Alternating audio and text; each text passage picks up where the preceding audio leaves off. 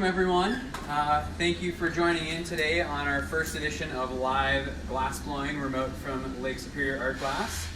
Today we're going to be doing some memorial pieces. These are an item that we offer and do quite often in a number of our different products, whether it's back here in the Flamework Studio or up in our hot shop. We have the ability to add cremains to almost anything we make. We've challenged ourselves a few times lately and done some hollow blown ornaments. Those are a little harder because they're pretty thin. But today we're going to be doing two pendants for Amanda. So we're going to be doing a small paw print pendant as well as a galaxy pendant. Now Amanda wanted some special colors in her galaxy pendant, so I've already made the cane of dichroic glass. That's the sparkles that we put in, so that those colors are ready to go. And so basically that's ready to go here. You can see there's a bunch of sparkles in there. So that's what we'll use for the galaxy pendant. And that piece is sitting in my kiln at a little over 1,000 degrees, so it's a nice stable temperature for the glass. So it's ready when I need it. But the first step to any memorial piece is mixing up the ash. So the ash is obviously not glass, and glass is very susceptible to different materials being part of it and not wanting to crack the glass. And so we actually, in the Flamework Studio, make a mixture of ash and glass ahead of time and kind of make that into its own piece of glass to dilute the ash. And then we can take that and put it into different pieces of artwork. So that's how we're going to start, is by mixing up some ash with the glass. And as some of you who have taken classes with me may know, I do talk quite a bit, so if you have questions, just blurt them out. Don't wait for the opportunity, because it may never come.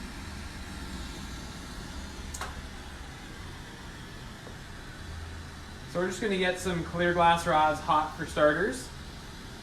The flame that we work with on the Flamework Studio, it's propane and oxygen.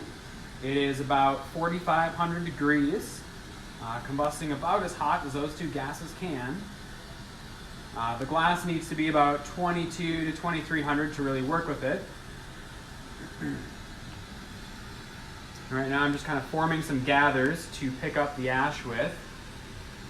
And before I do that, maybe Jody, if you want to pop to my right side and so you can see the ash as I come down on it. So I've got a little pile of cremains there on my marbling pad, and that'll be enough for both of those pendants. Depending on the products we're making, it can take more ash, especially up in the hot shop. But in the Flamework Studio, when we kind of dilute the ash with the glass, it takes a very small amount.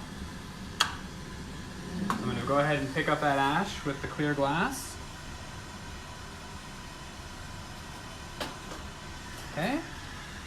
And then I'm going to sandwich it in between the clear glass. We don't want that ash to really be exposed to the flame. We want it totally encased within the glass.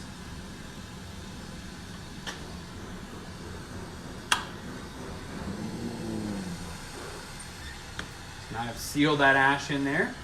And now we'll begin the mixing process. This is where we start diluting the ash with glass, kind of make a stable mixture. If I were to just turn this into a little droplet and make a pendant out of it and put it in the kiln to cool slowly, tomorrow when I came to pull it out, it would most likely be cracked. And so we need to kind of spread out the ash within the glass, really dilute it into a mixture that's stable for the glass.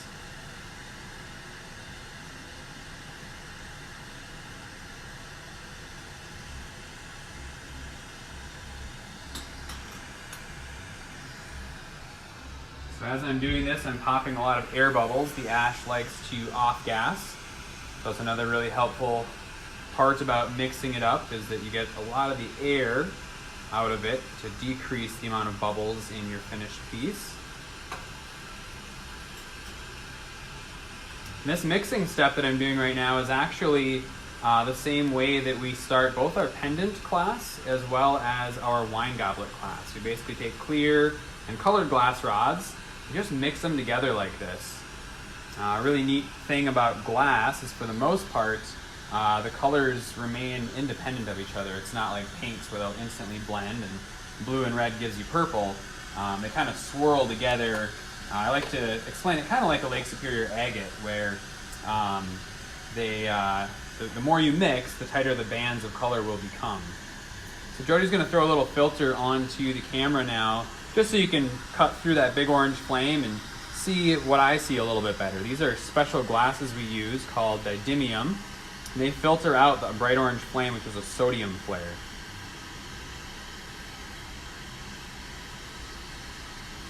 So my mixture's going pretty well. I'm not seeing a whole lot of air bubbles popping anymore. I'm going to mix for just a little bit longer here. We're getting close to being done with this step.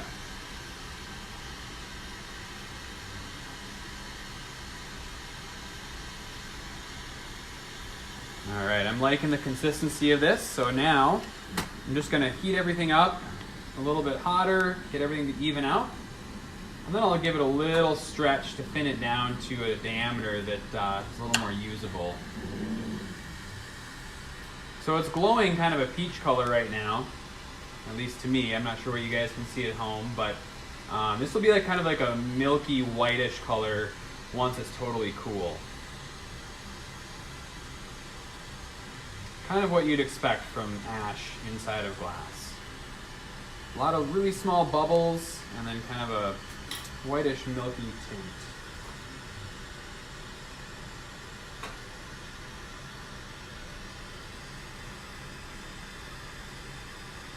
All right, so I'm going to separate one of my handles.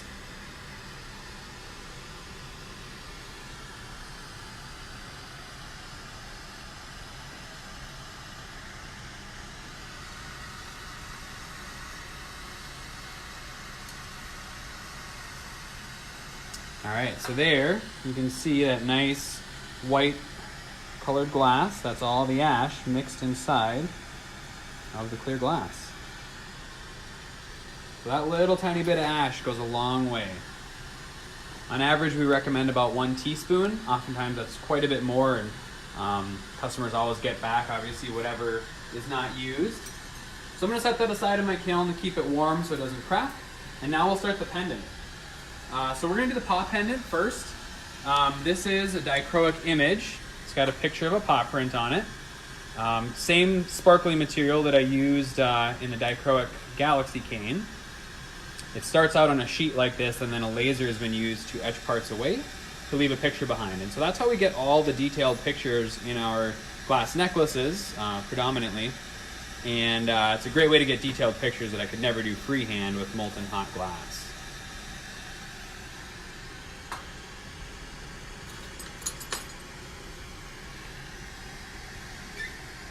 So dichroic is a coating on a sheet of glass, primarily quartz crystal and some different metal oxides, including tin.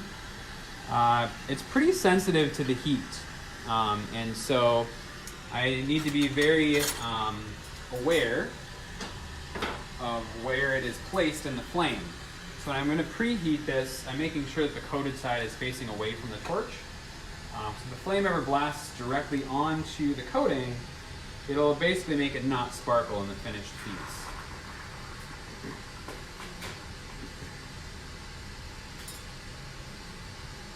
And an interesting thing about dichroic, which is kind of par for the course with a lot of glass art, is that it's very, very finicky as far as the colors go. So you buy the same color every time, but they can vary from batch to batch. There's just so many minor inconsistencies and nuances with the process of making colored glass that they'll always be similar, but a lot of times you end up with small variations in the colors. So that's something we really try to educate our customers about, is that we'll do our best to get colors how they want, but we can't guarantee it's going to be exactly how they envision. So I'm ready now. I'm going to add this clear glass in my right hand on top of the image. I'm going to let it cool for a couple of seconds. There we go.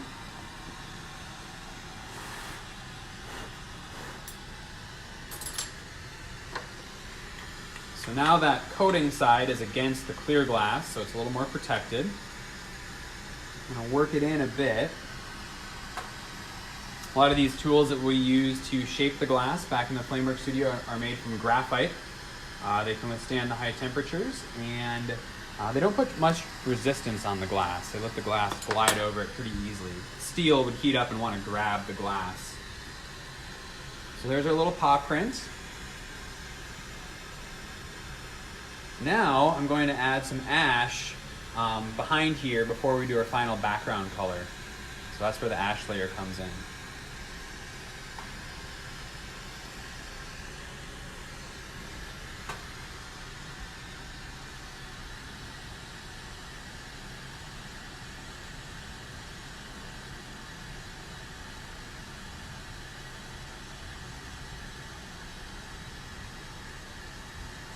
Our number one rule in all our classes is just keep spinning.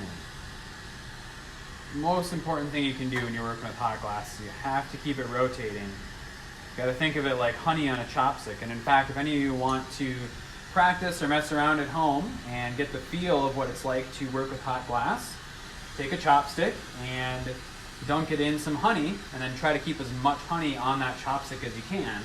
And that's going to give you a little bit of a feel of what it's like to work with hot glass.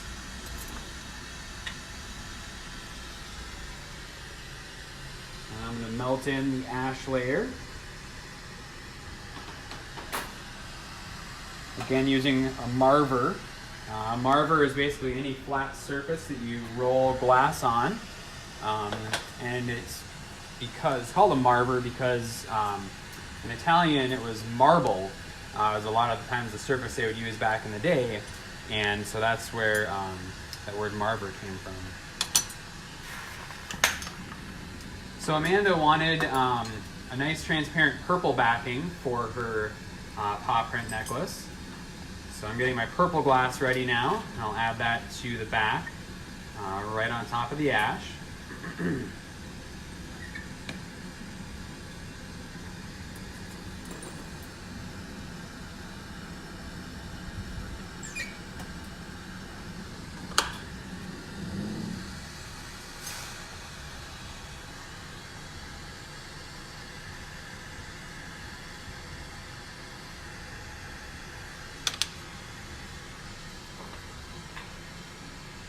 Heat that up and marver that in. These memorial pieces are really fun thing to be able to do, and just a great way to commemorate loved ones, whether it's pets or relatives. I had done it for a few years. Boy, I bet starting back in maybe 2014 or so, or 15, and it dawned on me a year or two later when we had spread some of my grandfather's ashes at our hunting property. I said, well, wow, why didn't I think of doing this for our family? And so I ended up making everyone in my family that year for Christmas some memorial pieces with my grandfather's ashes in it. And it was an incredibly meaningful gift, and one that I'm going to have a hard time topping, I guess, for the rest of my life. But it was really felt good to be able to create something so meaningful for all my family. So we really enjoy those types of orders here at Lake Superior Art Glass because firsthand I know how much it means to people to have a beautiful piece of artwork that has a little piece of their loved one in it.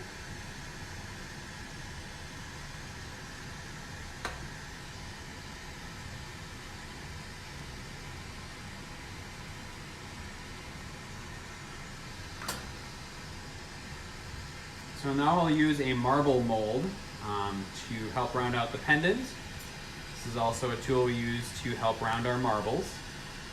Can't use this tool to force things into a sphere, but used correctly you can kind of coax things and use it as a guide.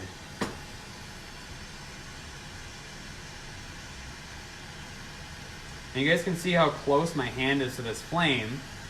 Those of you who don't know, a really neat property is that glass is an insulator, not a conductor. So even though that molten glass is over 2,000 degrees, the blue flame is over 4,000, my hand is just kind of feeling some warm, radiant heat right there, but not actually exposed to any direct heat. I can touch you know, about an inch and a half away from that molten glass. So there is the pendant. Now I just need to add the loop that it'll hang from so it can be worn as a necklace.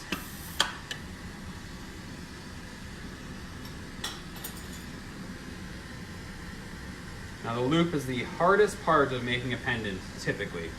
It takes the most amount of practice, and in our pendant making classes, we actually pre-make the loops for students. We always want to set people up for success, and we learned years ago that loop making could be a class of its own, and so we do that ahead of time for folks. But I've had numerous students tell me over the years, students who have gone on to pursue glass or apprentices, that, you know, one of the best things they ever learned from me is how to make consistent loops.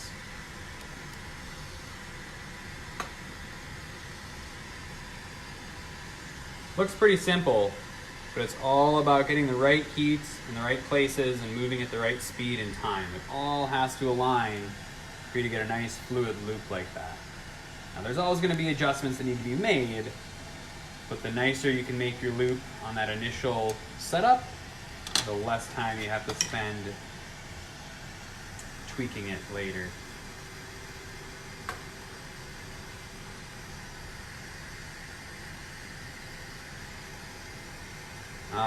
Another not so commonly known fact about my glass necklaces, as many people know, they are Pyrex, so they're a harder, more durable glass, but they're still glass. They're not indestructible, but they're pretty durable. However, the loop is the weakest spot. It's the thinnest piece of glass, and so inevitably, if it hits the concrete at the right angle or tile or something really hard, sometimes that loop can break. And so that's why I actually offer a loop guarantee. So if you have one of my pendants and you've broken the loop off of it, get it back to me and I will put a new loop on it for free. I really want people to enjoy these for forever, and you know, the body of the pendant is super durable. That's pretty rarely ever going to break. So if all I have to do is heat it up and put a new loop on it, I will be happy to do that. That is only with my pendants. That Pyrex glass is kind of unique in that it's easier to reheat it and fix things like that. Most glass artwork is not Pyrex, and so that's why we don't really do any repairs or things like that to other glass artwork. All right, so I'm ready to finish it up. It's just going to take a little tap to break it free from this clear glass rod. That's called a punty. It's a temporary handle. It's stuck to the back of the pendant, but it didn't fully melt and fuse to it. So a little tap breaks it free, nice and flush. I just need to polish that back side. There's usually a little bit of a sharp spot there.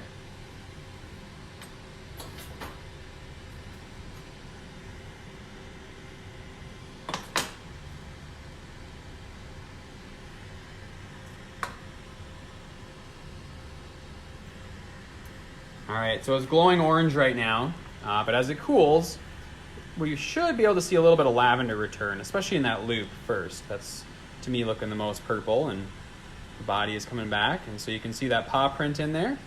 And you can see, you know, a bunch of the little bubbles and speckles behind it. That is all the ashes.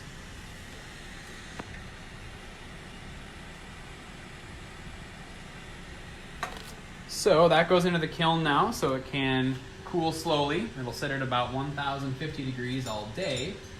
And then at the end of the day, we'll run a program that cools it over about 12 hours so that it doesn't crack. So that's how we make an image pendant. I'm going to jump right into the Galaxy pendant, but are there any questions or things that folks are wondering about? Happy to answer as I work.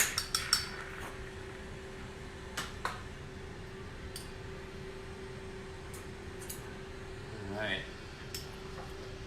So we're going to start with a little bigger piece of clear glass this time. And the ash, and I'm going to join those two together first.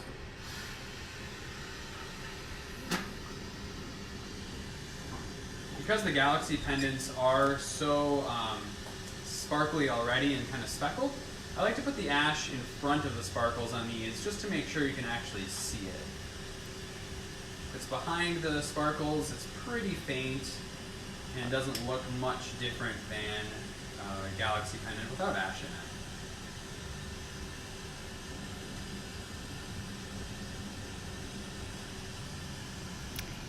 it. Annie Powell just asked how you make your Galaxy cane.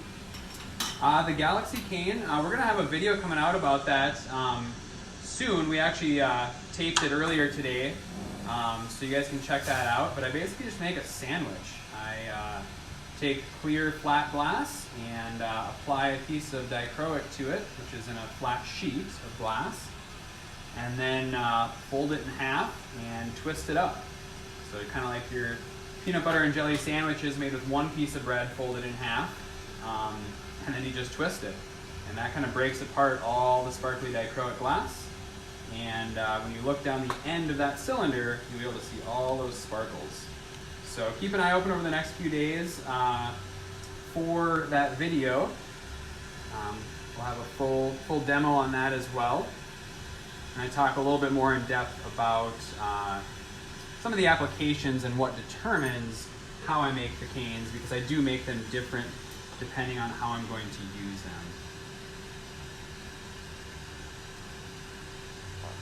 So I've got the ash added to the clear glass.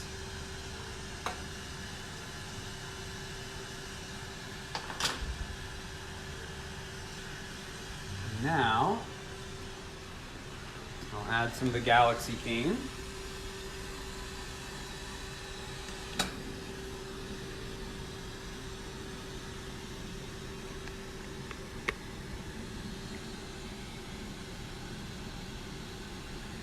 So here at Lake Superior Art Glass, well, we're all practicing our social distancing. We're still making glass, still shipping out orders. Thank you so much to those of you who have been ordering online or doing curbside pickup. We really appreciate the support. And this week we're really working hard to bring you guys videos like this, whether they're live or pre-recorded, so you can see more about what we do behind the scenes. And to give you guys some stuff to do when you're, at home.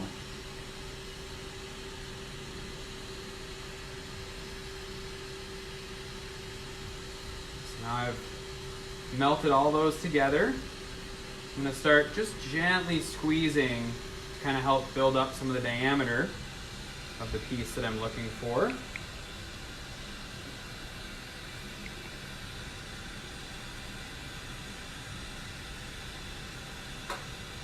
The placement of the ash on these Galaxy ones is always really tricky. I try to get as much in the middle of the pendant as possible, but inherently a lot gets pushed to the edges just by expanding this diameter. And so they really do vary, but typically have a gradient of less ash towards the middle and then more ash towards the outer perimeter.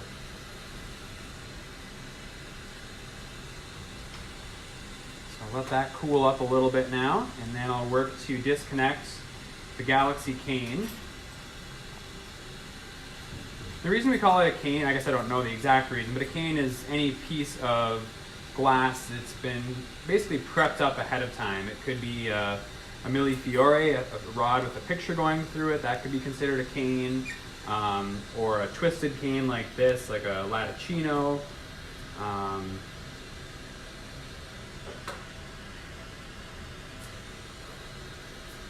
Or a filigrana is another type of cane. But cane is just the kind of the generic term we use for a piece of prepped up glass that oftentimes you can make multiples of something from that one piece.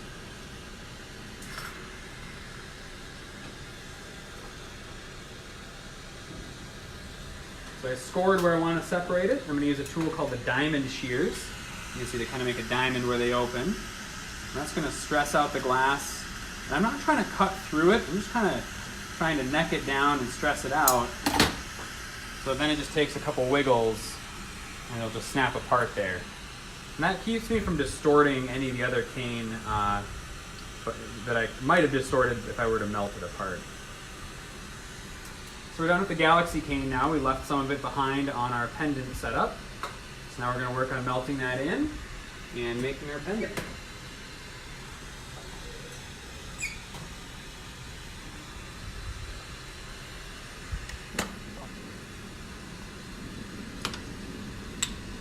So if you ever watched me work through the window before and you wonder how the flame switches like that, I've got a couple foot pedals down here that allow me to turn on larger parts of the torch face.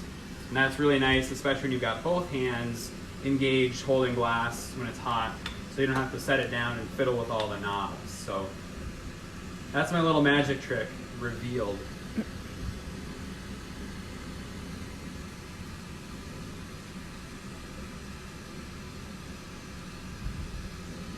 A lot of times I get requests to make my Galaxy pendant smaller, but it's really hard to do that. It's super hard to get all the layers, especially with the memorial one, and enough sparkle in a piece, and still make it really small. So these are always generally a little bit bigger of a pendant, but I just don't feel like I can adequately get the sparkle I want in there that is going to make it look how people expect it to look. So they definitely end up a little bigger.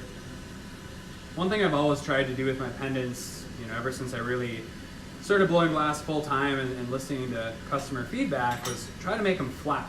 So I've got a really tall setup right now, but towards the end I'm going to start flattening this pendant out by making it a little bit wider.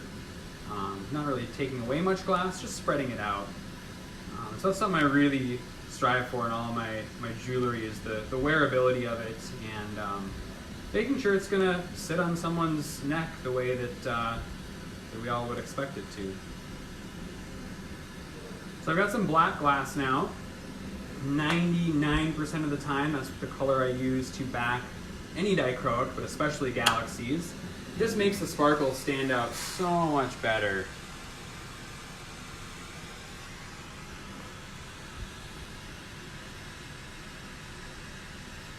So stuff like that transparent purple that I used for the paw print would definitely look super pretty, but the sparkle is much more subtle because you can see light all the way through, whereas the black glass kind of stops that light and makes everything reflect back out at you a little bit more.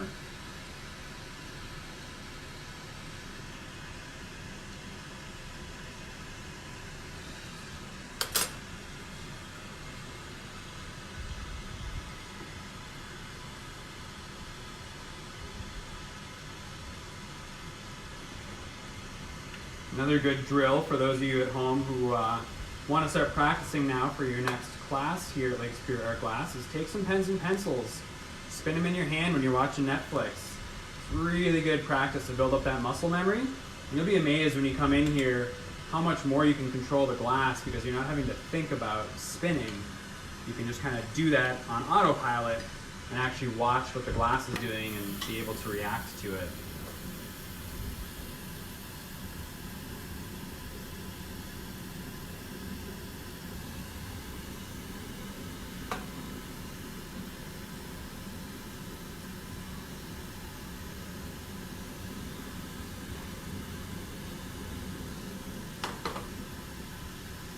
Alright, all my layers are nice and melted together.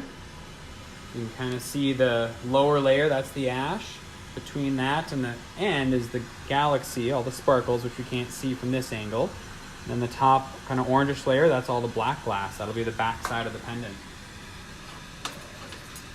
So now I will put a punty on the back.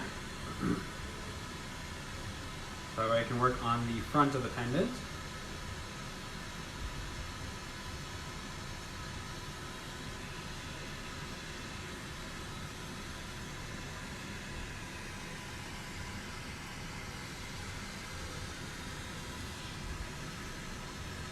Really important that your punty is nice and centered, otherwise it'll affect the symmetry of your piece for the rest of the time you're controlling it from that. Much like in pottery, if you don't get that lump of clay centered on your wheel to start with, you're going to have a really hard time making a symmetrical pot. So again, I just want to thank everyone so much for supporting small businesses in this time. It's really, really huge for us. We're very small companies that don't have the deep pockets that big corporations do to keep supporting staff and to keep our business running during this time. So for those of you tuning in, that's awesome. That's the first step, and we really, really appreciate that. But yeah, anything you can do, gift cards, buying future gifts for people you know you're going to need them for, all that is so appreciated right now. So we can keep doing what we love and make sure that we're still going to be around when this craziness all passes.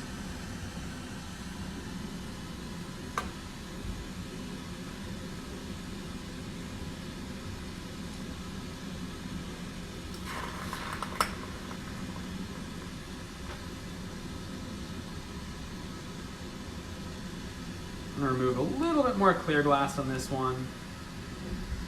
I do know that Amanda wanted it a little bit smaller, so I'll try to get it as small as I can here without sacrificing any detail.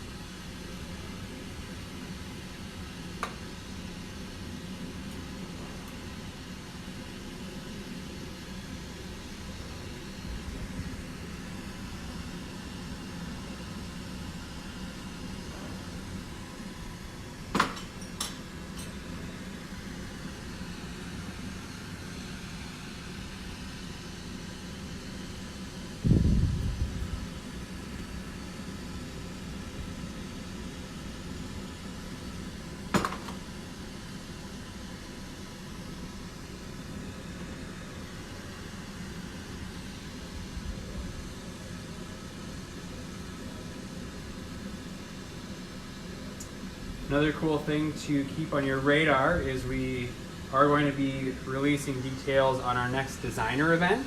We've done a number of those in the past where people basically pick their options and get to watch us make their custom piece. And so once our hot shop is back up and running, we're going to start doing that. So keep an eye on our Facebook and Instagram pages for details on that coming up. Our hot shop is undergoing the last phase of our upgrades and renovations. Friday last week, you may have seen we got our new furnace and our new glory hole or reheating chamber. And so we are in the process of hooking all those up right now and hopefully melting glass up there again maybe by the weekend. So, all right, here's a first glimpse into kind of what we got there. A lot of nice rainbow sparkle. You can see kind of that halo of ash around the outer perimeter.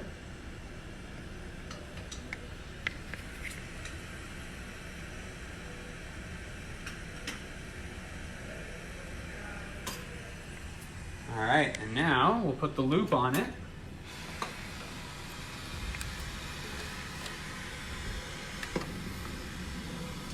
So I've got about 5 or 6 different rods of glass on my bench here that all look black. However, they're either different types of black or colors that change from black to something else.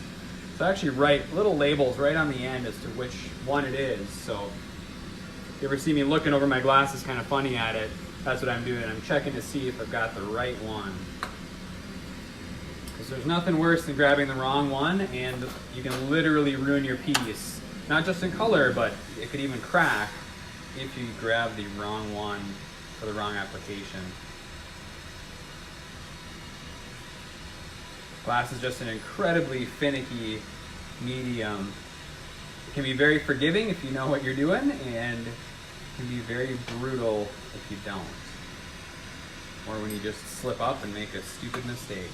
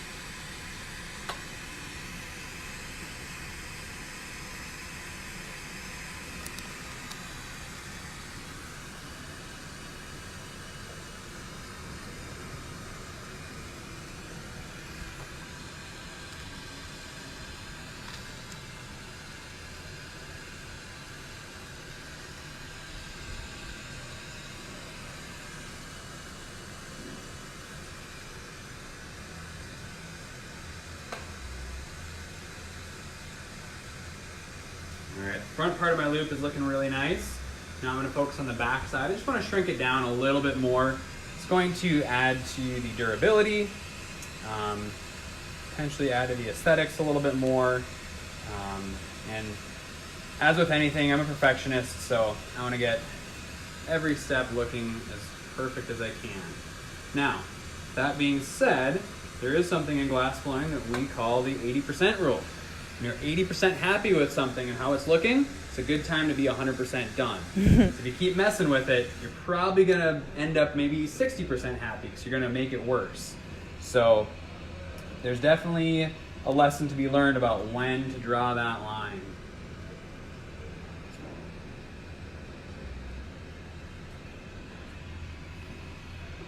I think that loop is looking really nice. So we are about ready to finish it up here.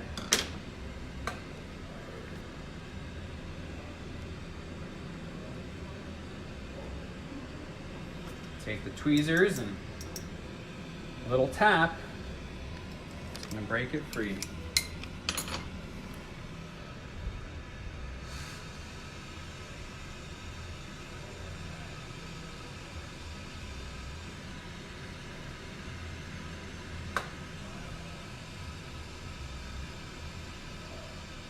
Now you might be looking at my bench kind of in the background and thinking it's pretty messy, but in all reality, it doesn't get a whole lot cleaner than this. I would much rather be creating than cleaning. And I switch gears so many times throughout the day on what I'm making that I kind of need this much stuff around me, whether it's tools or different colored glass or different clear glass, so that I've always got what I need for whatever project I'm jumping to next. If I were making the same thing all day, every day, I could remove, 80% of what you see here, but the great thing about doing so many custom orders is that I do switch and bounce around a lot, which is fun.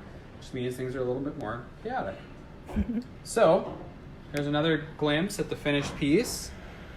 Beautiful rainbow sparkle. Good definition of the ashes, but not overpowering.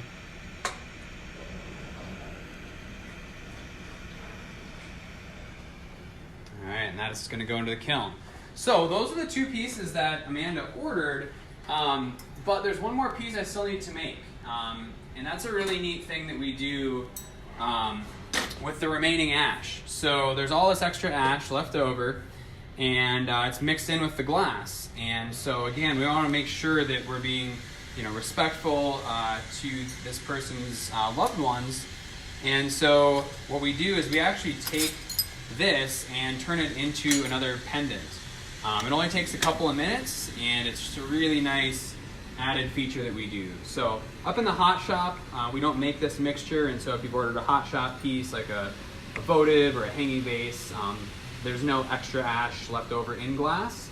But in the Flamework Studio there is, and so we really like to be able to go that extra mile and mix this up and give a customer one more piece. So it's always nice to get a little unexpected surprise with your order.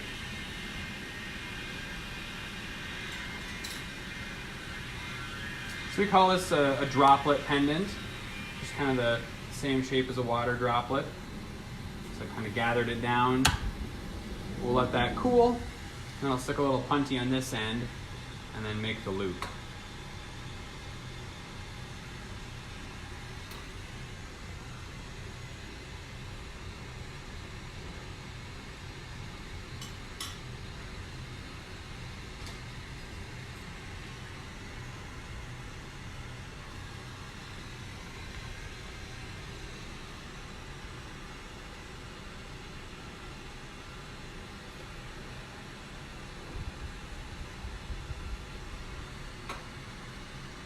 So we're always about looking for the silver lining, and I think as far as timing goes for our furnace and our hot shop being down, it couldn't have worked out any better. It was about a week behind schedule, but given the current state of where things are at and people not being able to go out and about, I feel really fortunate that we're able to do our big shutdown and conversion to our new equipment during this time. So when you guys come visit us again, we'll have a new furnace, a new reheating chamber, and just a better dialed in system up in our hot shop. So we're pretty fortunate in that regard. But in the meantime, we're still here building up inventory and shipping out orders.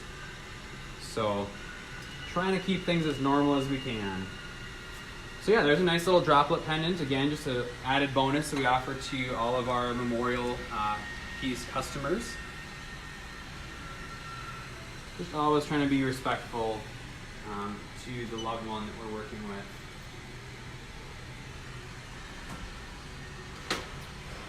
So that wraps up our two memorial pieces that we're doing today. I want to thank you guys again for tuning in, checking us out. We're going to post this to Instagram and Facebook, so those of you who missed it live can still see it. And keep an eye on our Facebook page and social media to find out what we're doing next. We'll be releasing some more info later today about what else we have coming up this week. So thanks again for tuning in, you guys.